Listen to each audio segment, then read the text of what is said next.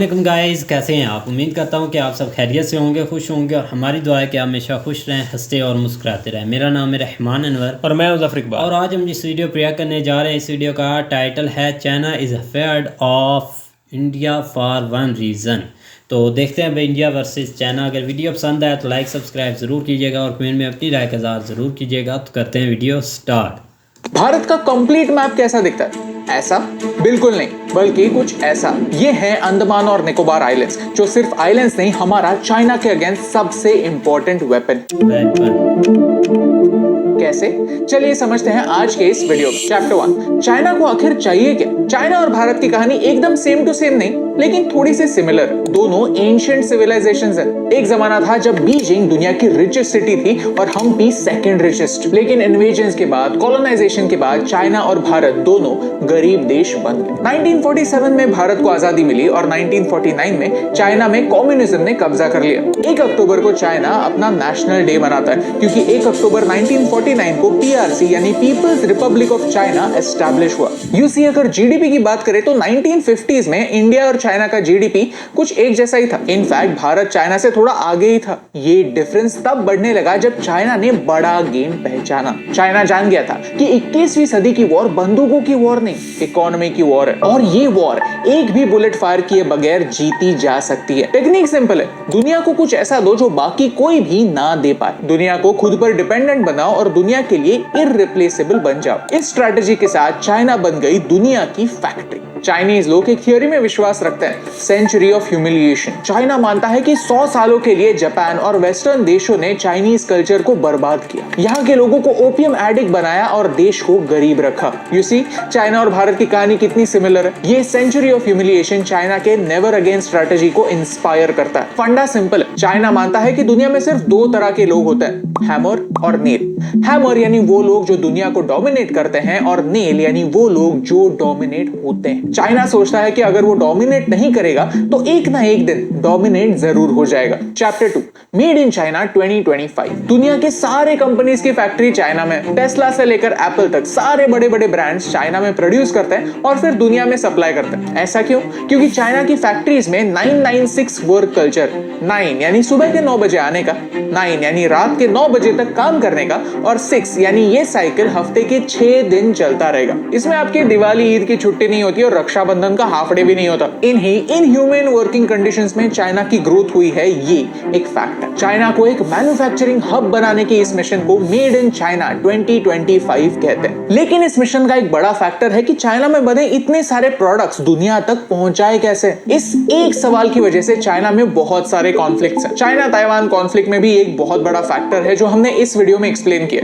लेकिन दूसरी तरफ चाइना इंडियन ओशन से होते हुए अफ्रीका तक और वेस्टर्न देशों तक अपने सारे प्रोडक्ट्स पहुंचाना चाहता है, और उसके लिए चाइना वन आफ्टर अनदर अलग अलग देशों में इंफ्रास्ट्रक्चर प्रोजेक्ट शुरू करता है। श्रीलंका, पाकिस्तान जैसे देशों में कम रेट में लोन देता है, एक ऐसा लोन जो चाइना को पता है कि ये सारे देश पे नहीं कर पाएंगे। प्रोजेक्ट्स फेल हो जाते हैं और चाइना फिर उन प्रोजेक्ट्स पर और उन देशों पर कब्जा कर लेता है। जिबूती से लेकर म्यांमार तक चाइना ने ऐसे ही अलग अलग प्रोजेक्ट शुरू किए। ऐसे पोर्ट्स हैं जिन्हें चाइना कंट्रोल करता है, इन्हें स्ट्रिंग ऑफ पर्ल्स कहते हैं। ये है चाइना के अनमोल रतन, जिनके दम पर चाइना 21वीं सदी की एक इकोनॉमिक सुपर पावर बनने के कगार पर। बस एक प्रॉब्लम है, ये। Chapter 3, the great wall of India. आपने the great wall of China के बारे में सुना होगा, आज देखिए ग्रेट वॉल ऑफ इंडिया को। अंडमान और निकोबार आइलैंड्स, ये 800 से ज्यादा छोटे बड़े आइलैंड्स का एक ग्रुप है, जिनमें सिर्फ 38 आइलैंड्स पर लोग रहते हैं। ये आइलैंड्स भारत से 1500 किलोमीटर दूर है। इनफैक्ट मैप पर देखिए तो म्यांमार सिर्फ 300 किलोमीटर और इंडोनेशिया सिर्फ 200 किलोमीटर दूर है। लेकिन ये भारत के लिए सबसे इंपॉर्टेंट आइलैंड्स है। क्यों? क्योंकि ये चाइना का रूट ब्लॉक करता है। ये है भारत का एक्सक्लूसिव इकोनॉमिक जोन। अंडमान और निकोबार आइलैंड्स भारत के पूरे लैंडमास का सिर्फ 0.2% है, लेकिन हमें हमारे टोटल एक्सक्लूसिव इकोनॉमिक जोन का 1/3 इन्हीं आइलैंड्स की वजह से मिलता है। यानी यहाँ स्ट्रेट ऑफ मलाक्का से आने वाला हर वेसल भारत के एक्सक्लूसिव इकोनॉमिक जोन से ही होकर गुजरता है। चाइना दुनिया का बिगेस्ट ऑयल इंपोर्टर और चाइना का 53% ऑयल मिडिल ईस्ट से आता है और अंडमान के इस छोटे एरिया से होकर गुजरता है। That is a huge problem for China and China knows that, क्योंकि ये उनके स्ट्रिंग ऑफ पर्ल स्ट्रेटजी को कंप्लीट कंप्लीटली ब्रेक डाउन करता है। इसीलिए चाइना बार बार इस एरिया में अपनी स्पाई सबमरीन्स भेजता है और इंडियन नेवी ने उन्हें पकड़ने पर कहता है हम तो बस पायरेसी को रोकने के लिए कर रहे थे। अब एक साल के लिए भारत G20 नाम के दुनिया के सबसे पावरफुल 20 देशों के ग्रुप का प्रेसिडेंट है एंड वी फील प्राउड कि कुछ ही दिनों पहले प्रीव्यू ब्रीफिंग मुंबई, दिल्ली जैसे शहरों में नहीं, अंडमान में हुआ था। फाइनली ऐसा लग रहा है कि अंडमान और निकोबार आइलैंड्स का इंपॉर्टेंस भारत जान रहा है। Chapter 4 development in the islands. आपको विश्वास नहीं होगा लेकिन 2020 से पहले इन आइलैंड्स पर ब्रॉडबैंड इंटरनेट भी नहीं था। लोग 50,000 रुपए महीने के पे करते थे सैटेलाइट इंटरनेट के लिए, लेकिन सिचुएशन अब बदल रही है। पिछले कुछ सालों में अंडमान और निकोबार रीजन में बहुत ज्यादा डेवलपमेंट शुरू हुआ है, सिक्योरिटी पर्सपेक्टिव से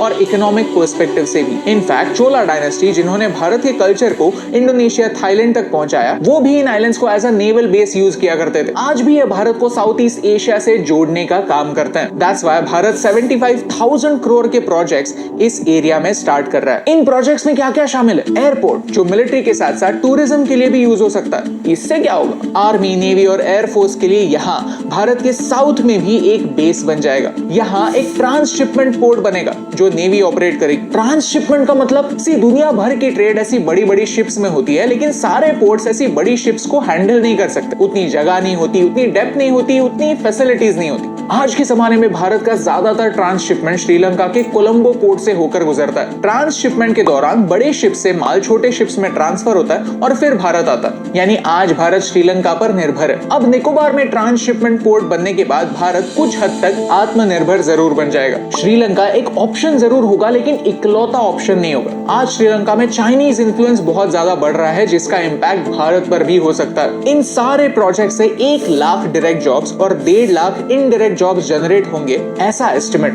ये है ब्रह्मोस मिसाइल जो भारत ने इंडिजिनसली डेवलप किया। इसकी खास बात यह है कि ये लैंड, सी और एयर कहीं से भी लॉन्च हो सकता है और इसकी एक्सटेंडेड रेंज 450 किलोमीटर की है। मैप्स पे देखें तो साफ साफ पता चलता है निकोबार आइलैंड्स पर जब ये मिसाइल स्टेशन होगा तो मलाक्का स्टेट से आने वाले कोई भी अग्रेसिव शिप को भारत टारगेट कर पाएगा। ये वीडियो एडिट करते समय हमें अग्नि मिसाइल्स के बारे में एक नया अपडेट मिला, जिनसे इन मिसाइल्स की रेंज 7,000 किलोमीटर तक बढ़ चुकी है। भारत एक नो फर्स्ट यूज पॉलिसी अपनाता है, यानी कभी भी पहला वार नहीं करता, लेकिन ब्रह्मोस और अग्नि जैसे मिसाइल्स हमें प्रोटेक्शन के लिए एक अच्छा ऑप्शन जरूर देते हैं। ये भारत को चाइना के अगेंस्ट एक बहुत बड़ी पावर देता है। कल जाकर अगर चाइना और भारत के रिलेशनशिप और खराब होता है तो ये आइलैंड्स, वहां लोकेटेड मिलिट्री और ये मिसाइल्स एक डेडली कॉम्बिनेशन भारत को देता है। अंडमान और निकोबार को डेवलप करने की जरूरत है। ये एक्सपर्ट्स ने 1970s में ही कहा था, लेकिन इस पर काम अभी शुरू हो रहा है और ये सारे प्रोजेक्ट्स कंप्लीट होते होते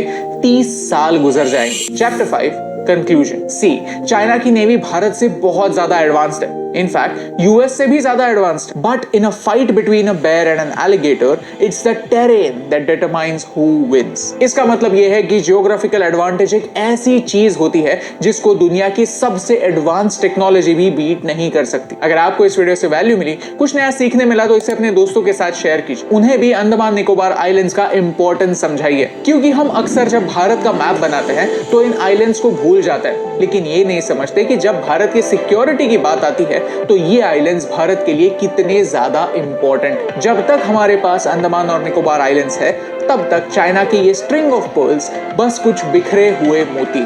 और यही इंपॉर्टेंट बात आप तक पहुंचाने से मुझे फर्क पड़ता है।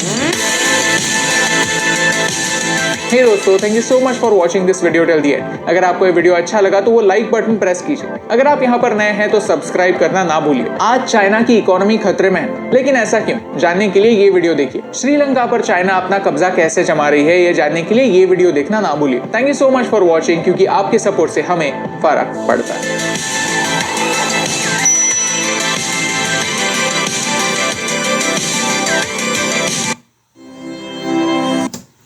हाँ जी गाइस, तो जैसा कि आप वीडियो देख रहे थे, बिल्कुल भाई, अब बात की जाए तो हमने पहले भी एक वीडियो बनाई है। उसी वीडियो में मैंने इस चीज़ का भाई जिक्र किया था कि भाई अंडमान निकोबार के बारे में भाई, क्योंकि ये आइलैंड जो है ना भाई, इसकी बात की जाए तो ऐसा आइलैंड सोच भी नहीं सकते कि भाई इंडिया के पास ये एक भाई हीरे की तरह भाई सॉरी भाई, जो हीरा था ना उसकी तरह भाई चमकता हुआ है भाई।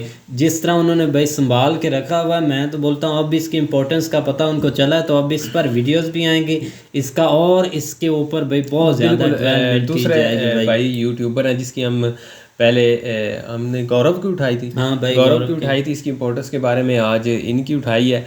तो आस्ता आस्ता सभी का रुझान उधर है, क्योंकि ये एक बहुत अच्छी पॉलिसी है कि बहुत सारे यूट्यूबर जब किसी भी मामले के ऊपर पढ़ते हैं तो बिल्कुल गवर्नमेंट को उसका जो है ना वो कुछ ना कुछ वहाँ तक जो है ना वो आवाज़ चली जाती है, और ये एक बहुत अच्छी चीज़ है।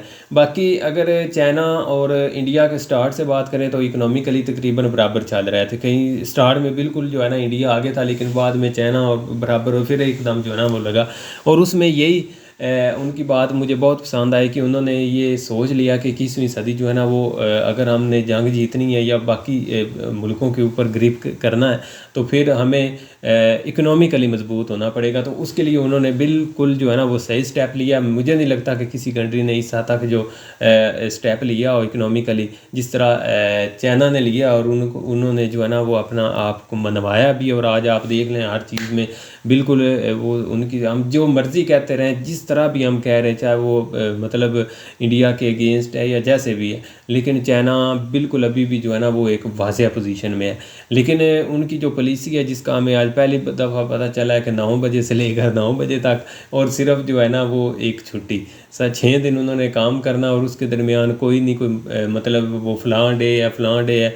हम 2 कंट्री का मसला जो है ना वो ठीक है, ये चीज़ें चलती हैं। ये नहीं कि क्योंकि यूरोप इतने डेवलप्ड कंट्री हैं, तरक्की याफ्ता ममालिक है, वहाँ पे भी तो छुट्टियाँ 2 होती हैं, ये चीज़ नहीं होती। लेकिन ये कि उन्होंने भाई जी बड़ी मेहनत की अगर चाइना को देखा जाए भाई तो 9 से 9। हाँ, मैं बोलता हूँ कि भाई अब हमारे यहाँ तो ये है कि हम चलते हैं भाई ओवरऑल 9 to 9 9 नहीं 10 होगा, से 4 लेकिन 5 भाई फिर ये भी काफ़ी चलते हद हैं। तक वहाँ पे ये टाइमिंग सेट होगी।